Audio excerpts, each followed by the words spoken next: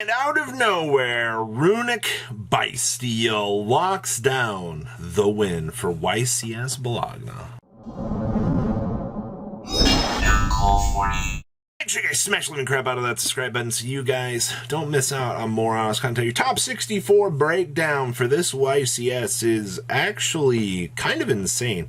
This is everything that a few people sent my way for the breakdown. So your most represented deck in top 64 was Rescue Ace. Not actually surprised about that. I mean, it does tend to be the stronger deck in the room. And then second most represented deck was Tearlaments. Now, if you went into this weekend much like me and you were like, oh, yeah, Tear's going to definitely win this event, I still stand by what I said. I think that Tear was a pretty big shot to win this, especially with, RNG usually on its side, and actually kind of surprised it missed, but I think that's fine. We also had 9 Labyrinth decks. This is actually kind of an interesting turn of events because Labyrinth has been kind of struggling out here with a lot of these overall grind formats. And I don't know, it's just interesting to see. Unchained also had a dip in representation this weekend. Only 6 made it in to the top 64. That's kind of interesting. We also had 4 Centurion. Hey, Centurion's a terrible deck, people said. It's when you think about the deck only having one line of play with the Calamity, sometimes you have to adjust, and I think that this is a good example showcasing that, hey, get off of the linear vision, you can change the way that the deck functions. We also had 4 Fire Kings as well. Debut weekend, Fire Kings actually sitting here at the dinner table. Now, it's not like a crazy overall representation, but, we still have more support coming down the pipeline for this. So, for what we have right now, I personally don't think that that's all that terrible. We also had 4 Purely variants in the top cut. Also not surprised about that at the end of the day. Now, we had 3 branded variants. I believe it was 1 Pure and 2 Chimera, if I recall correctly, were the numbers that we were seeing.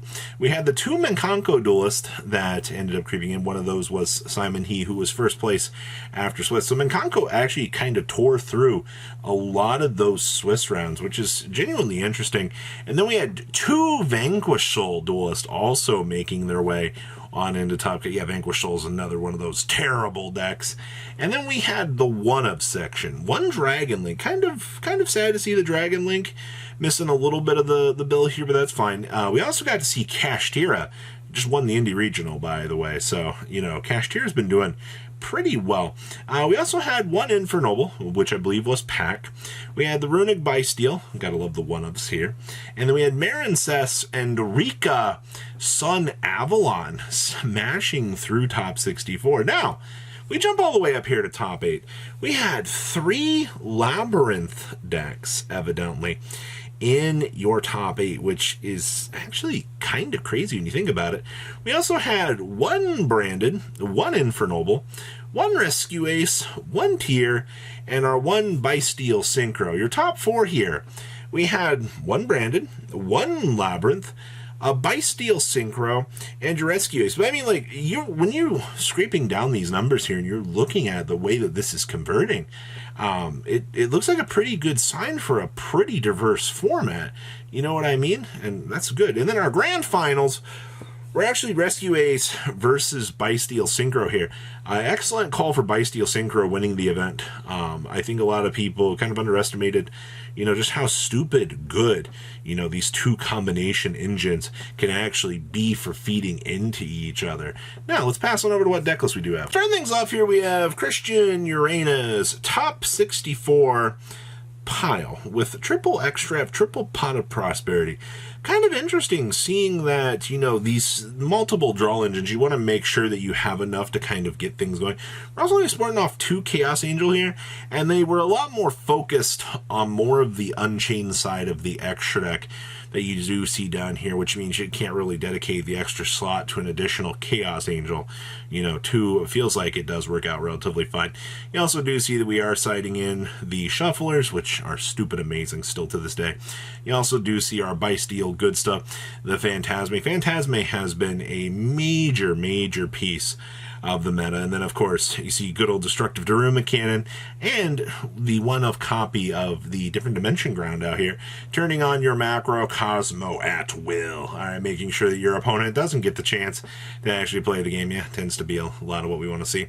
And then, of course, we have more Labyrinth for you here. There was a lot of Labyrinth out of this event. And once again, I do see a lot of this Unchained versions are sticking around because that Unchained package, you know, being the generic Fiend support kind of flowing into each other here, I think that's pretty good. All right, and it's not even like it's a huge inclusion. It's one extra monster, and you get to play the one escape built into the deck. Now, the interesting little tech choices for this are the Sphere Mode and the Skullmeisters.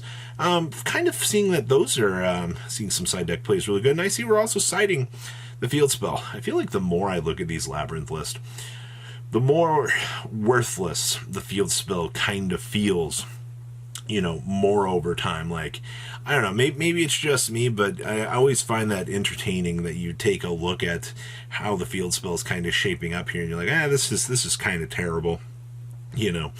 All right, moving on along here. Ooh, the Tearlaments. Ooh, playing Horus cards today. We're feeling dangerous. I'm going to say this. I think that the Horus package, I mean, you're only playing Hoppy 3 Mseti with double Sarcophagus. It's not like it's really all that crazy to be splashing in, but that engine does help things out. We're also playing the Trivi Karma, and we did see in one of the Swiss rounds somebody was playing, what was it, the Rainbow Bridge, trying out some of the saucier stuff, but I don't... The more bricks I feel like you add into this deck, the more consistency issues that you're going to have. That's not exactly something that you're going to want to be doing at all points with this deck, so just keep the deck as streamlined as possible. I also see this build is citing Sphere Modes as well. So if the format has really gotten to the point that you know you have to bring in these cards to kind of help you out to get through these terrible, terrible points, I guess I'm not that surprised. Oh boy, more tier. Oh boy.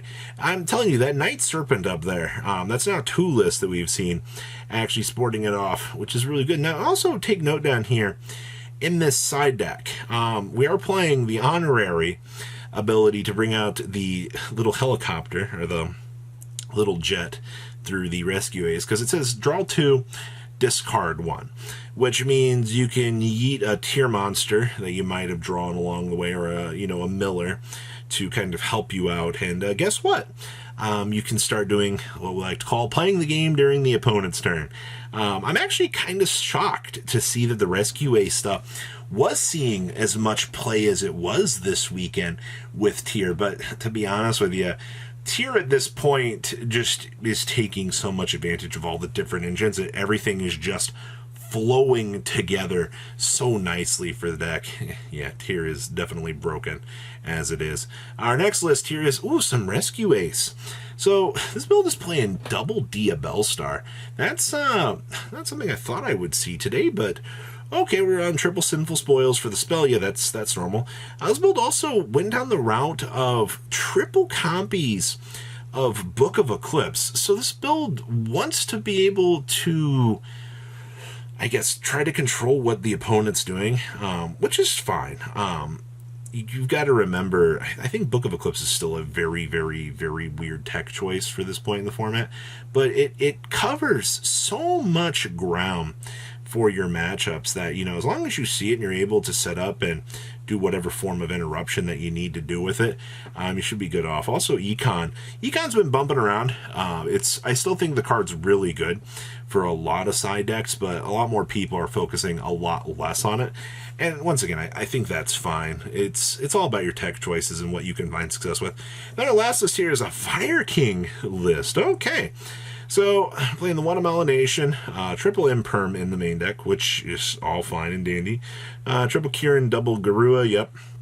Until we're able to, get more of the package to get this deck going, you're going to see a lot more of these builds, what I would say feel more skeleton, versus, you know, when they're going to be fully optimized post-Poppyus.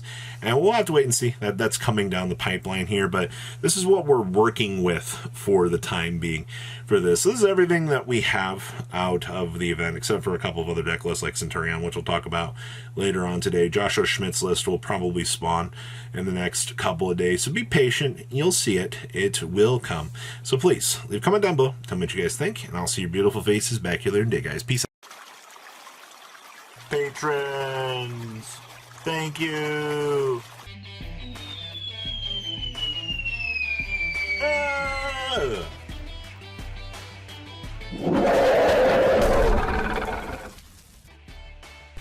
Thank you so much for watching. Check out these other videos.